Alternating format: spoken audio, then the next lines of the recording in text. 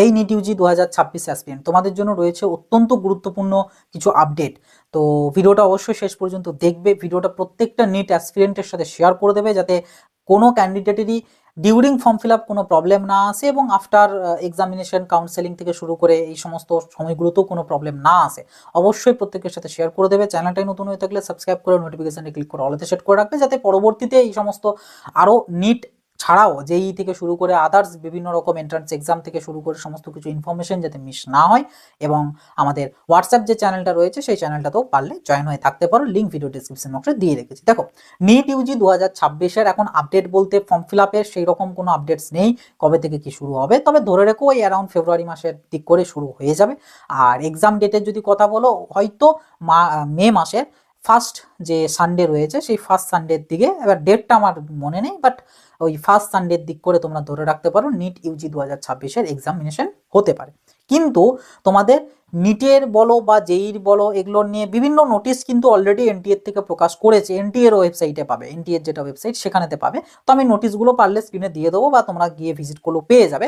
But বিষয় যেটা সেটা হচ্ছে তোমাদের কিন্তু এনটিএর এন্ড থেকে কন্ডাক্ট করা যে সমস্ত এক্সামিনেশনগুলো, মানে তোমাদের নিট, তারপর জেইই, তারপর সিইউইটি, এই যে এক্সামিনেশনগুলো, এই এক্সামিনেশনগুলোর উপর কিন্তু আধার যে রয়েছে তোমাদের, আধারের মানে বেশ ভালো রকম ইম্প্যাক্ট তোমাদের পড়তে চলেছে এবং এটাকে নিয়ে কিন্তু অনেক নোটিশ তোমাদের দিয়েছে। এবার বিষয়টা কি, কিচ্ছু না, তোমাদেরকে জাস্ট সিম্পলি কয়েকটা কাজ করতে হবে, যে কাজগুলো করলে তোমাদের কোনো প্রবলেম আসবে না, না ফর্ম ফিল আপের সময়, না এক্সামের দিন মানে বিভিন্ন রকম ভেরিফিকেশনের জন্য, না তোমাদের কাউন্সেলিং সময়, কোনো সময়ই প্রবলেম আসবে না। এবং এটা আমার মনে হয় ম্যাক্সিমাম নাম্বার অফ ক্যান্ডিডেটেরই এটা করতে হবে, মানে করার প্রয়োজন পড়বে।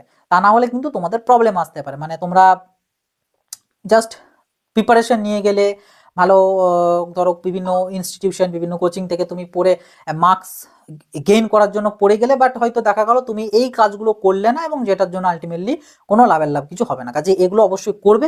কাজগুলো কি কি, ফার্স্ট যে কাজ সেটা হচ্ছে তোমাদেরকে মানে মেন যেটা করতে হবে সেটা হচ্ছে তোমাদের আধারটাকে আপডেট করতে হবে। এবার আধার আপডেটে কি কি আপডেট করবে সেটা হচ্ছে প্রথমত হচ্ছে তোমাদের ফটো, ঠিক আছে, ফার্স্ট হচ্ছে তোমাদের ফটোটাকে তোমাদেরকে আপলোড করতে হবে। কারণ ম্যাক্সিমাম অফ দ্য ক্যান্ডিডেটেরই তোমাদের ফটো যেটা আছে আধার কার্ডে সেটা দেখবে ছোটবেলার, সেটা হতে পারে ক্লাস 10 বা ক্লাস 8, 6, 5, আর কিছু কিছু জনের তারও ছোট থেকে হতে পারে। তো ওই যে ফটোটা, ওই ফটোটাকে তোমাদেরকে আপডেট করতে হবে, যেটা এখন রিসেন্ট তোমার ফটো, সেই ফটোটাকে এখন এখানে এন্ট্রি করাতে হবে।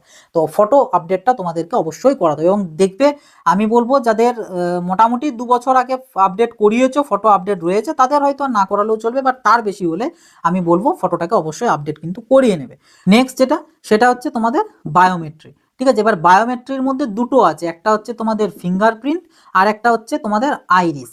তো এই দুটোকেই তোমরা আপডেট করিয়ে নেবে। মানে ফিঙ্গারপ্রিন্ট যেগুলো তোমরা দিয়েছো ফিঙ্গারপ্রিন্ট, সেই ফিঙ্গারপ্রিন্টেও কিন্তু চেঞ্জেস থাকে তোমাদের, মানে 2-3 বছর বা 4 বছর আগেকার যা ফিঙ্গার প্রিন্টের যে ইমপ্রেশন সেটা আর এখনকার মধ্যে কিছু ডিফারেন্স থেকে যায়। হ্যাঁ, ম্যাক্সিমামটাই ম্যাচ থাকে, বাট তাও কিছু ডিফারেন্স হয়, যে কারণে দেখবে অনেক সময় ফিঙ্গার প্রিন্টিংয়ের সময় প্রবলেম হয়, সেটা বিভিন্ন ব্যাংকিং সার্ভিসের সময় হোক বা আদার্স এটসেট্রা জায়গাতে। তো ওই যে তোমাদের এন্ট্রি যখন হয়, মানে নিটের ধরো পরীক্ষার দিনে যে পরীক্ষার এন্ট্রির সময়তেও দেখবে তোমাদের বায়োমেট্রি করিয়েই এন্ট্রি করানো হয়। তো সেই বায়োমেট্রিতে অনেকের প্রবলেম আসে, অনেক কিছু করে লাগিয়ে তারপরে গিয়ে আসে।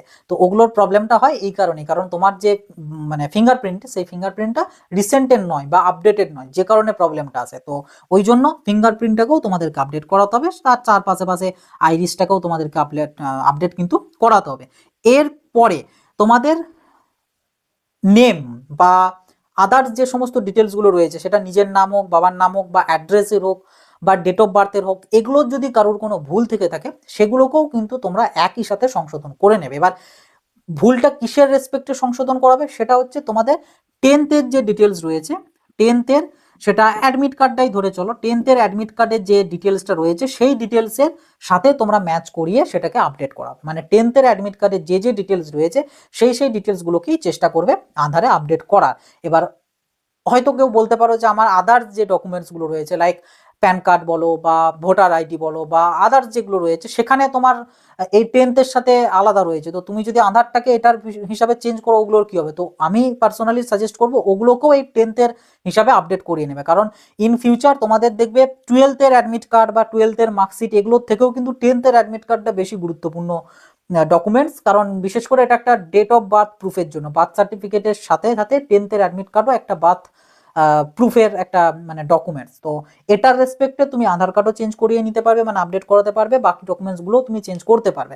তো ওই জন্য 10th ডিটেলস অনুযায়ী তোমার যে নেম, সেই নেম সাথে তোমার বাবার নাম বা তোমার ডেট অফ বার্থ বা তোমার অ্যাড্রেস ডেফিনেটলি অ্যাডমিটে মেনটেন থাকে, মানে মেনশন থাকে না, বাট অ্যাড্রেসেও যদি কোনো স্পেলিংয়ের কিছু মিস্টেক থাকে, সেই সমস্ত স্পেলিং মিস্টেকগুলোও তোমাদেরকে কিন্তু আপডেট করিয়ে নিতে হবে।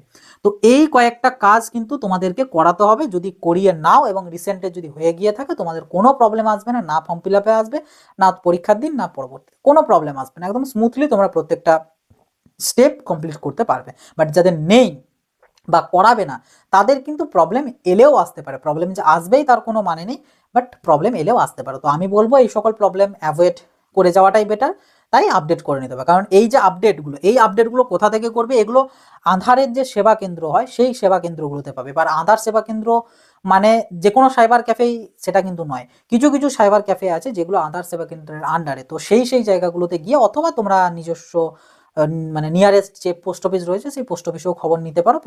বিভিন্ন পোস্ট অফিসেও কিন্তু আধারের এই সমস্ত কাজগুলো হয়। তো সেই পোস্ট অফিসেও খবর নিতে পারো। যদি ওখানে না হয়, ওখান থেকে তুমি খবর পেয়ে যেতে পারো যে কোন জায়গাতে, মানে তোমার ওই এরিয়ার কোন জায়গাতে আধারের এইসব কাজগুলো হয়।